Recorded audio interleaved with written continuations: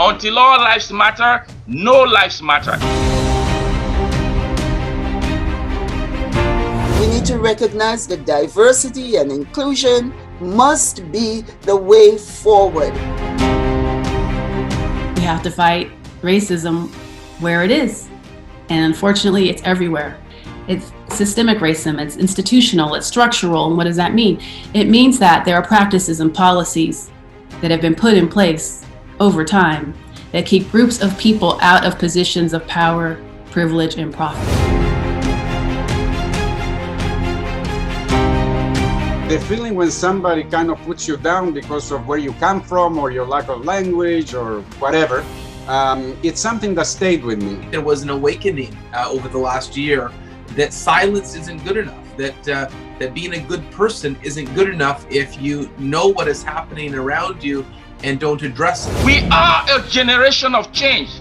It is our time to finally put an end to systemic racism, to change the ignorant attitude of many. We need to start from within.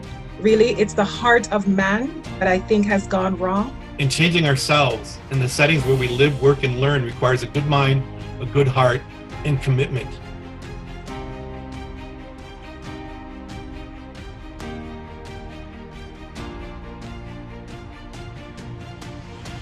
We've got to face these challenges. We've got to embrace innovative, equitable, and inclusive practices going forward. Universities in particular, schools as well, need to do the hard work of really unpacking their processes and systems. Representation matters, and our young people need to see themselves in these positions. And the best way we could do that is to, on occasion, step out from the ivory tower and make ourselves available to those who need us the most. We have to sit back and listen and provide education and support systems that might look a little different. Get past the labels, get past the stereotypes, go meet people, and you'll discover that most people really want to do the right thing.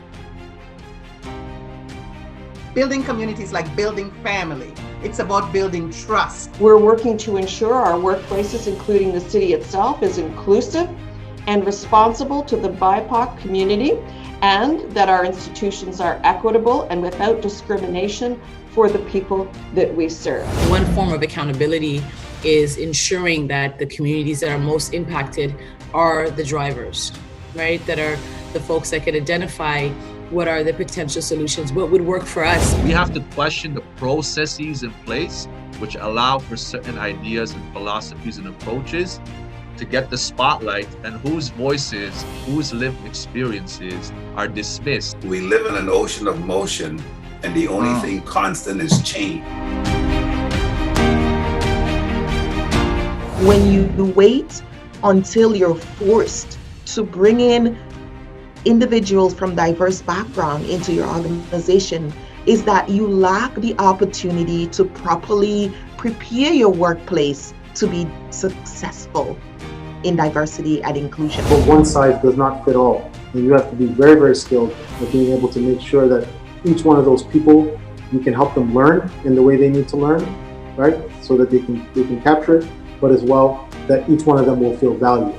Canada, our home and native land,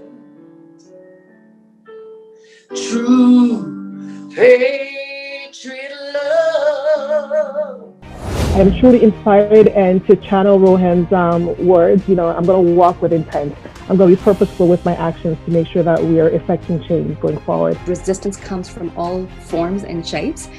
When you're trying to change the status quo. We as Canadians have such a powerful platform and opportunity to be that beacon of light.